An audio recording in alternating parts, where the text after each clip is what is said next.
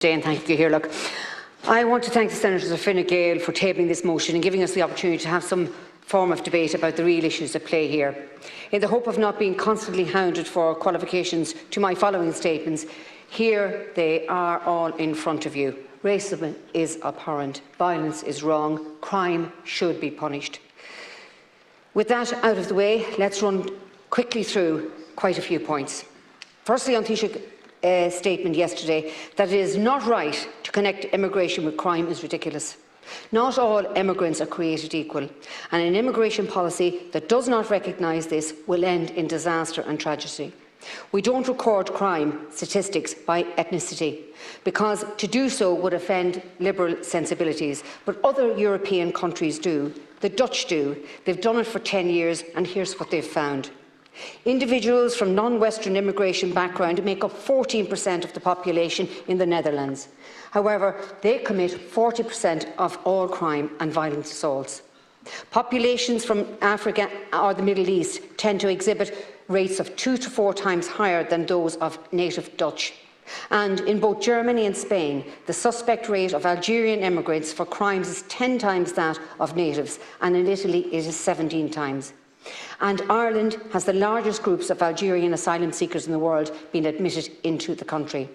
Asking us not to connect crime to immigration is asking us to ignore reality. These are official statistics published by other EU governments. They are factual and true. Are they hate speech? I fear, Minister, under your new bill, they might well be investigated as such. I have long said that this government would rather receive a pat on the back from Brussels than a clap on the back from the Irish, and that so often we need to get serious issues in this country to attract attentions from the international media before the government will do anything about them, because the government only listens to the media and not to the people. Well, now Ireland has the eyes of the world on it, and they're posed to see how this country is being turned into a post-democratic EU vassal state, which is about to pass censorship legislation, the likes of which we have never seen in the West, so that its government will be protected from the criticism of the people it is elected to govern. Maybe that will give them pause for thought, but I won't hold my breath. But for now, we'll do the best we can. Minister, this morning you accused the opposition in the Dáil of having no solutions. Here are quite a few to solve our problems. We need an assignment processing centre at Dublin Airport, a fully equipped facility with dedicated judges, clerks and civil services. People who come into the country seeking asylum are processed there within 7 days of arrival. If they're accepted, all good. If they're found against, they're put on the first plane home. But that will take time. In the meanwhile, applicants should be summoned to court to have their application right to remain result handed down to them. Accepted, all good. Denied, taken to the Garda station and custody and put on the first plane home. No more self-service deportation orders. You're the Department of Justice, not Tesco. Massive fines for airlines who do not meet highly stringent criteria for the checking of travel documents and ensuring legality of travel for passengers. Even if we can't trust the government, we can always trust companies to protect their bottom lines. At this moment, I think it's €3,000. Put that figure up to 15,000 and we'll see how many breach that checking of their documents. The Minister wants to put rioters and looters in prison. What prison? All of them are full.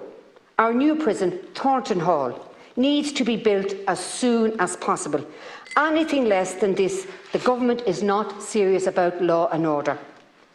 I understand Commissioner Drew Harris brought 12 PSNI officers down with him when he took up the post. Let's get more. What a great shared island initiative that would be. I know that there are members of the PNSNI that are living here in the Republic of Ireland who would welcome a transfer down here to Garda Síochána if we're having difficulty in recruiting numbers. So give them the option. If we can borrow water cannons from the north, we can surely take some of their officers and their personnel as well. Give the rank and file officers of the PNSI an opportunity to transfer to Garda Síochána if they so wish. I think it would be a brilliant shared island initiative. I also call for you, Minister, today to put some financial supports in place for the private businesses who were victims of the riots last week. You should also provide victim support and counselling for the students, the teachers and all members of those businesses who had to hide in closets behind closed doors on that night, or indeed any member of our emergency services who were psychologically affected by last Thursday's events. There are many ways we could handle this. I don't have time to go through everything that could be done, but none of it will be done, of course, because this government and your government can't see beyond the end of their nose. They behave as if they are mentally incapable of foresight. They can only ever react, never act proactively. I reject this motion, not because I don't want to see anything done, because I know this government will never do what needs to be done.